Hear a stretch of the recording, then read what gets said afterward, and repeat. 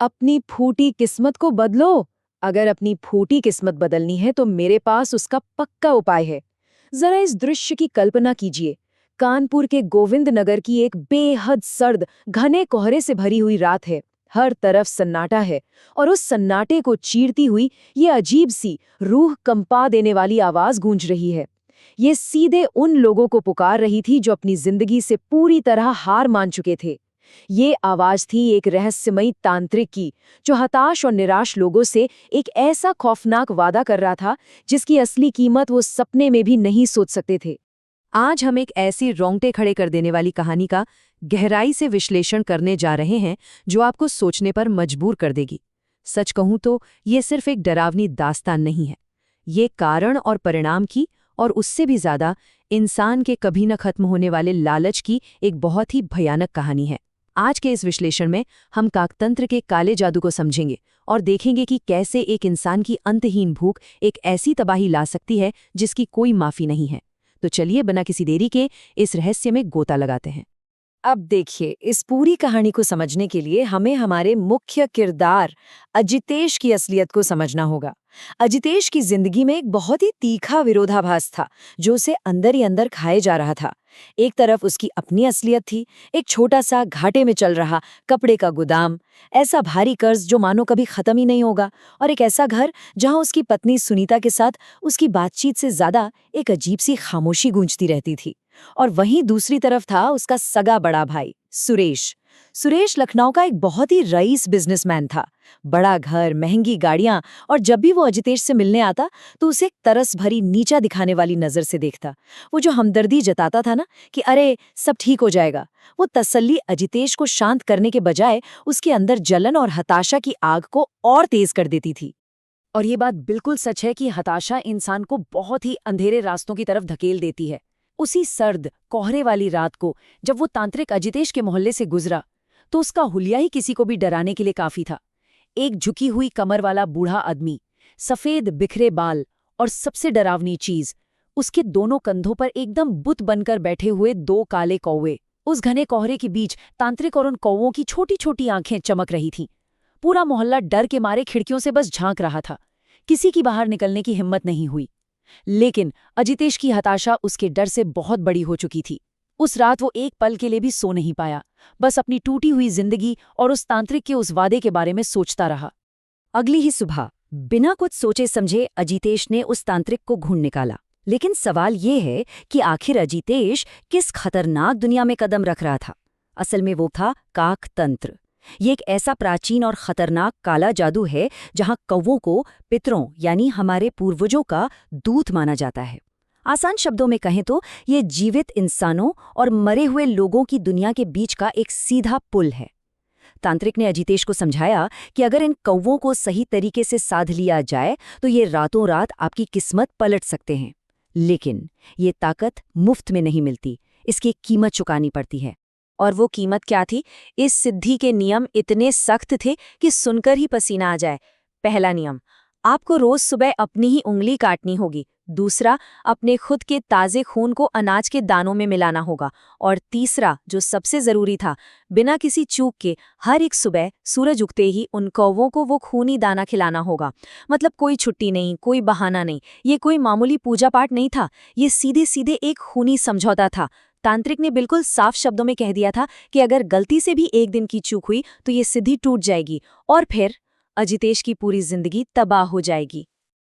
ये खूनी समझौता पक्का होने के बाद जाते जाते उस तांत्रिक ने अजितेश को एक आखिरी रोह कंपा देने वाली चेतावनी दी। उसने कहा, कौवों को कभी भूलना नहीं, क्योंकि ये माफ नहीं करते। जरा सोचिए इस बात को, इस एक लाइन में ही आने वाले विनाश के बीच छुपे हुए थे। लेकिन अजितेश, उस वक्त तो उसके दिमाग पर सिर्फ और सिर्फ कामयाबी का और अपने भाई से आगे निकलने का भूत सवार था। उसने इस खौफनाक चेतावनी को बस सिर हिलाकर ऐसे मान लिया जैसे कोई मामूली बात हो। अब देखते हैं कि ये जादू असल में काम कैसे करता है। इस अनुष्ठान का असर कोई हफ्तों या महीनों में नहीं हुआ, ये तुरंत और बहुत ही भयानक रूप से तेज था। अजितेश की वो गरीबी, वो उदासी मानो रातों रात हवा हो गई। आपको जानकर हैरानी होगी कि पहले ही हफ्ते में उसकी एक ऐसी बिजनेस डील तुरंत क्लोज हो गई जो पिछले 3 सालों से फंसी हुई थी। देखते ही देखते पैसा बरसने लगा। उसने झटके में एक नया बेहद आलीशान घर खरीद लिया। और सबसे बड़ी बात, सालों के संघर्ष के बाद पहली बार उसकी पत्नी सुनीता के चेहरे पर एक सच्ची सुकून भरी मुस्कान लौट आई थी। ऐसा लग रहा था जैसे काकतंत्र ने अपना काम 100% कर दिया था। लेकिन पता है, इंसान की फितरत ही कुछ ऐसी होती है। जब सब कुछ बहुत ही आसानी से मिल जाता है ना, तो इंसान अक्सर अपनी औकात भूल जाता है। और यही वो निर्णायक मोड़ था जिसने पूरी कहानी पलट कर रख दी। कुछ साल बीत गए। अजितेश अब एक रईस आदमी बन चुका था। ऐशो आराम की इस नई जिंदगी में उसे ऐसा घमंड हुआ कि उसने उसे एक अटूट नियम को तोड़ दिया जिस पर उसकी जान टिकी थी। वो दाना जो रोज डाला जाना था, वो धीरे धीरे हफ्ते में एक बार हुआ, और फिर समय के साथ वो पूरी तरह से बंद हो गया। अजितेश ने अपने रक्षकों को, उन कौओं को पूरी तरह भुला दिया। और फिर वही हुआ जिसका तांत्रिक ने डर जताया था। वे माफ नहीं करते। हिसाब चुकता करने का सिलसिला इतनी तेजी से शुरू हुआ कि अजितेश को संभलने तक का मौका नहीं मिला। पहले दिन क्या होता है, एक अकेला कौवा उसकी महंगी कार पर बैठता है और बहुत ही अजीब कर्कश आवाज में चिल्लाकर मानो चेतावनी देता है। दूसरे दिन सीधा घर के दरवाजे पर एक मरे हुए कौवे की लाश मिलती है। और फिर ये अदृश्य श्राप सीधा अजितेश की सबसे प्यारी चीज पर हमला करता है, उसकी दौलत पर। पहले ही हफ्ते में बिजनेस में अचानक इतने भारी नुकसान होते हैं कि लगता है जैसे कोई जानबूझकर उसकी तिजोरी खाली कर रहा हो। और दूसरे हफ्ते तक आते आते तो हद ही हो जाती है। उसका सबसे भरोसेमंद बिजनेस पार्टनर फ्रॉड करके भाग जाता है और उसके मुख्य गोदाम में रहस्यमयी तरीके से आग लग जाती है। जो कुछ भी उसने उस तंत्र से कमाया था, वो एक झटके में जलकर खाक हो गया। अब अजितेश के पास कुछ नहीं बचा था। पूरी तरह कंगाल और बेबस होकर उसे और उसके परिवार को अपने उसी पुराने जर्जर घर में वापस लौटना पड़ा जहां से ये सब शुरू हुआ था। लेकिन वहां जो उनका इंतजार कर रहा था, वो किसी भी बुरे सपने से कहीं ज्यादा खौफनाक था। जैसे ही अजितेश ने उस पुराने घर के अहाते में कदम रखा और ऊपर देखा, उसकी सांसें वहीं अटक गई। छत की मुंडेर पर, दरवाजों के ऊपर, छज्जे पर और घर से सटी उस पुरानी पीपल की डाली पर, हर जगह, हर इंच पर सिर्फ कौवे बैठे थे, एकदम शांत।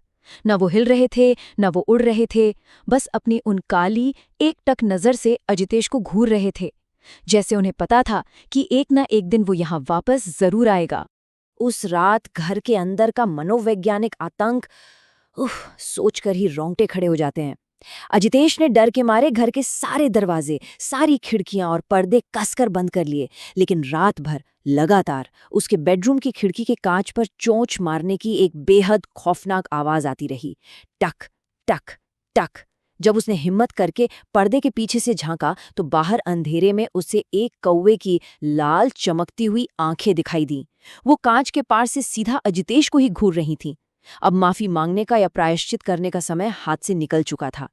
अगली सुबह जब अजितेश ने डरते हुए खून मिला दाना वापस रखा तो कोई भी कौवा उसे खाने नहीं आया।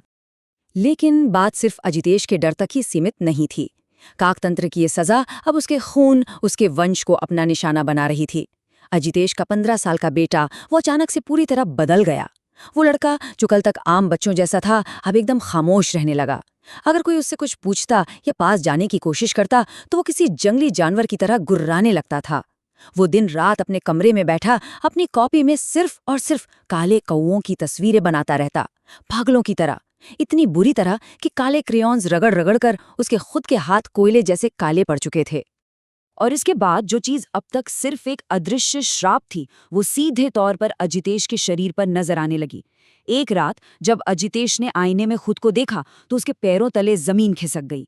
उसकी गर्दन पर बहुत ही भयानक, गहरे और काले निशान बन गए थे। ये बिल्कुल किसी बड़े पक्षी की चोंच और उसके तेज पंजों की खरोंच जैसे लग रहे थे। मजे की बात यह है कि ये खरोंचें कब आईं, किसने मारी, उसे कुछ याद ही नहीं था। ये इस बात का सबसे बड़ा और सीधा संकेत था कि वो शैतानी ताकतें अब उसके बहुत बहुत करीब आ चुकी हैं। इस खौफ से अजितेश का दिमाग पूरी तरह सुन्न पड़ चुका था। वो बदहवास होकर उसी तांत्रिक की तलाश में भागता हुआ उसकी झोपड़ी तक पहुंचा, ये सोचकर कि शायद वही उसे बचा ले।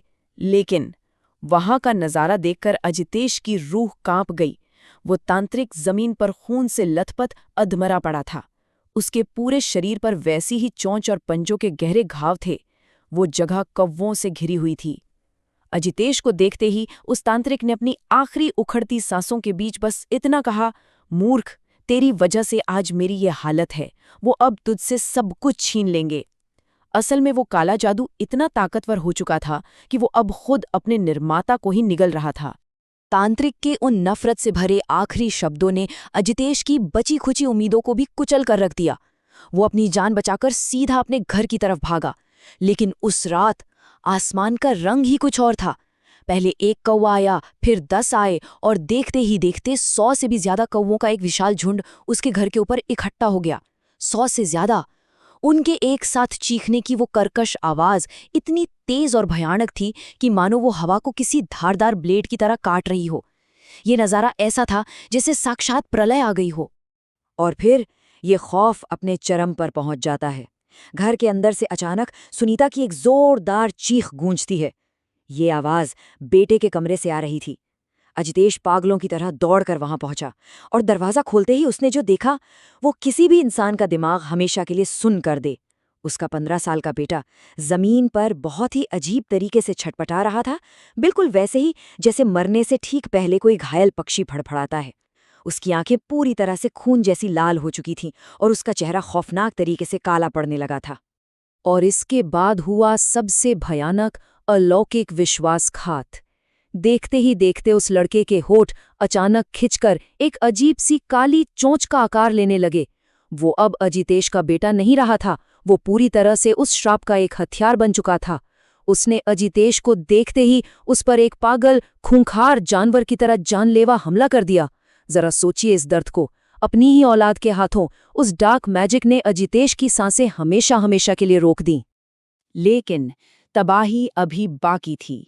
जैसे ही अजितेश ने अपनी आखिरी सांस ली, उस कमरे की खिड़कियों के कांच एक जोरदार आवाज के साथ टूट गए और बाहर मंडराता हुआ वो सैकड़ों कौवों का विशाल झुंड सीधे घर के अंदर घुस आया। और फिर शुरू हुई उनकी खौफनाक दावत। उन्होंने अजितेश के उस निर्जीव शरीर को नोचना शुरू कर दिया। ये उस खूनी समझौते का आखिरी सबसे भयानक अंत था। और कोने में खड़ी सुनीता, वो बस खौफ से कांपती हुई अपनी आंखों के सामने इस रूह कंपा देने वाले मंजर को घटते हुए देखती रह गई। उसी खौफनाक रात को सुनीता अपने बेटे को किसी तरह वहां से लेकर हमेशा हमेशा के लिए वो शहर छोड़कर चली गई। किसी को नहीं पता वो कहाँ गई, वो फिर कभी लौटकर नहीं आई। और आज अजितेश का वो घर सिर्फ एक डरावना खंडहर बन चुका है।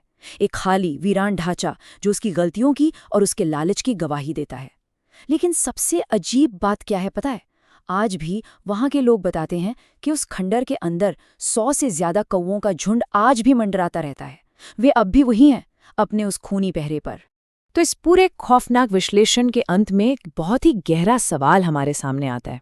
आप ही सोचिए, क्या असली राक्षस काकतंत्र का वो प्राचीन काला जादू था, या फिर वो इंसान का अपना अनियंत्रित लालच और उसका घमंड था जिसने इस सूई हुई तबाही को जगाया? ये कहानी हमें बहुत गहराई से सोचने पर मजबूर करती है कि जब हम सफलता के लिए कोई शॉर्टकट ढूंढते हैं तो उसकी असल कीमत क्या हो सकती है। इस सवाल के साथ मैं आपको छोड़े जाता हूँ।